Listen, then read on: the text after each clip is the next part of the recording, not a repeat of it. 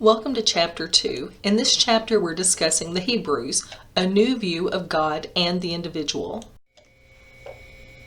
We're discussing the Hebrews, or the Jewish people, because of the impact that their traditions have had on the development of Western spirituality. Actually, Western spiritual traditions are based on Hebrew and Greek civilization, and both the Hebrews and the Greeks were influenced by Mesopotamian and Egyptian culture.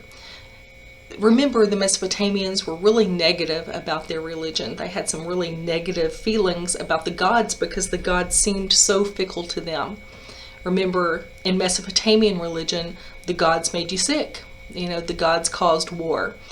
The gods caused you problems, or if you were lucky, they might help you. So the Mesopotamians spent the majority of their time begging for forgiveness or begging for mercy from their gods. The Egyptian culture, however, was more positive, largely due to its location geographically, because Egypt was protected on one side by mountains, the other side by desert. So they felt very secure. And in that, it reflected their feelings of their gods. So they had very different worldviews that developed because of their spiritual views. Remember, the Egyptians even had this great positive afterlife, many of which some of you pointed out that we still have some of those traditions today. The Hebrew view of God was very different because most of those Near Easterners, remember, were polytheist. They believed in many gods, with the exception of Akhenaten, who we discussed believed in one god, and kind of caused some discussion of some people, and an ancient alien theory at that perhaps Moses and Akhenaten were one and the same, or that they were related somehow, whatever. Just a theory there. But it does suggest some influence from Egypt into the Hebrew culture. And as previously mentioned, Akhenaten was monotheistic, and the Hebrews will follow developing their religion along the lines of monotheism. Now, most of what we know today about Hebrew history is actually based on the Hebrew Bible. We know that the Hebrews originated in Mesopotamia, but moved to Canaan, which is now Palestine. The Hebrew people were semi-nomadic. That meant they semi-roamed. And they roamed Mesopotamia and Egypt. As they did that, they picked up different elements of cultures that kind of helped develop their own. And we also, for that reason, we see parallels between some Mesopotamian law and some biblical law. One of the interesting things about early Hebrew history is that we see some of its elements in other cultures from the past, like the Garden of Eden and the Great Flood biblical stories. So there's a belief that those have derived from Mesopotamian culture. In the 19th century, Assyriologist George Smith first translated a Babylonian account of a great flood, which would be the same thing biblically when we talk about Noah's Ark and the Great Flood. If you've read Gilgamesh in one of your English classes, you may recall a great flood from it. Actually, the closest story to the biblical Great Flood, with Noah building an ark and all, was discovered in a 700 BC Babylonian copy of the Epic of Gilgamesh. Many scholars believe that the Gilgamesh version was based on an Akkadian story called Atrahasis.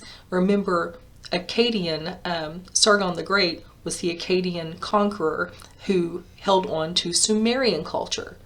So now that Atrahasis dates back to the 18th century BC, but the Akkadian version is actually believed to have come from Sumerian's creation myth, which is the oldest surviving example that we have of a flood myth narrative.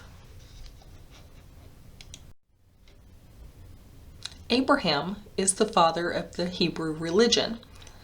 And I thought it was interesting when you break down the word. Now, biblically, in the Hebrew version, his name would have been Avram, and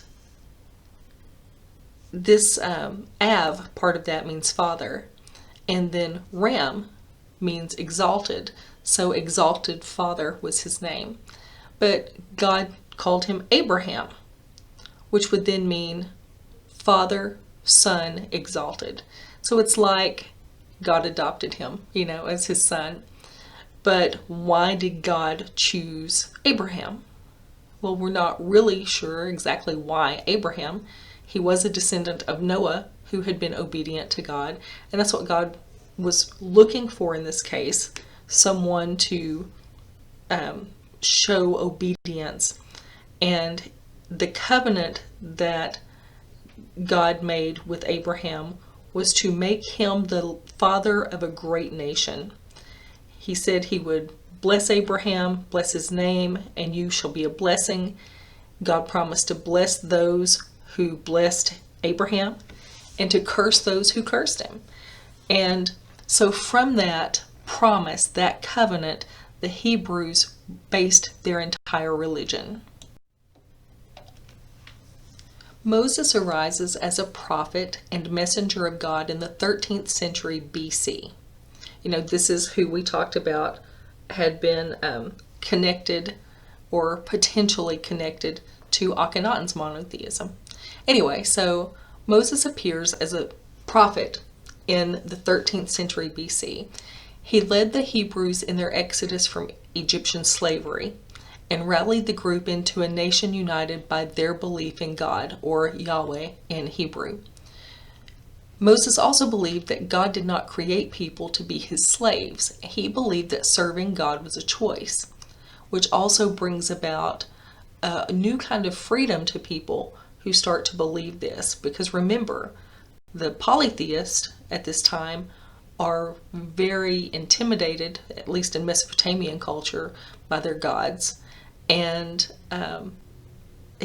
this would be a very freeing thing to know that serving God was a choice instead of something you had to do in order to survive. Religion was important as the development of civilization continued because the morals that centered around religion gave people a basis for legal codes that would be developed for different cultures. As you can imagine, there were differences between legal codes from the Near East and the Hebrews or the Israelites. In the Near East, the people valued property, but the Hebrews put the value on people. In the Near East, laws favored the rich, but the Hebrews felt like the laws should be the same whether you were rich or poor. The Near East lacked mercy to the oppressed, which kind of goes back into favoring the rich. And the Hebrew people showed mercy to the oppressed, which also goes back into their view of how they felt that laws should be the same whether you were rich or poor. So we see a very different kind of law developing with the Hebrew nation. However, despite the fact that they did show some mercy, the code could still be very strict and even violent in some instances. For example, those who chose to serve other gods were stoned to death by their own family members. And death penalty was charged for homosexuality. So at this point in history, religion isn't exactly to the point yet of being accepting and loving of all people. I mentioned previously that Moses was a prophet. So let's get a definition for prophet. For this class, our definition will be: a prophet is a spiritually inspired person who felt called or compelled to act as a messenger of God. The prophetic movement started in the Hebrew nation around the 8th century BC. We had Amos from Judea, Hosea from Israel, Isaiah from Jerusalem, and Jeremiah from Jerusalem.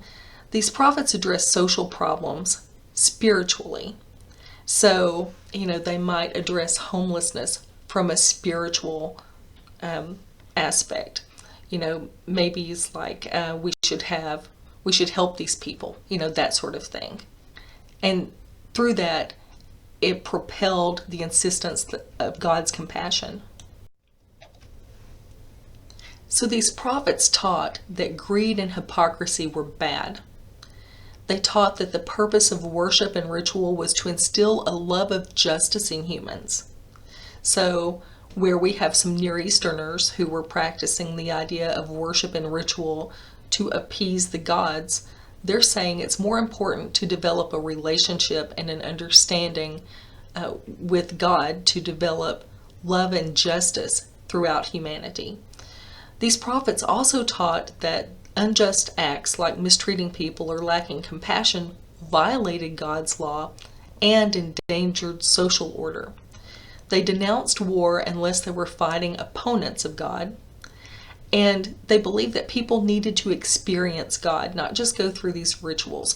So we have this concept developing of walking the walk, where you actually do these things that would make place better, not just go make a sacrifice once a week or whatever the religious rituals were at the time.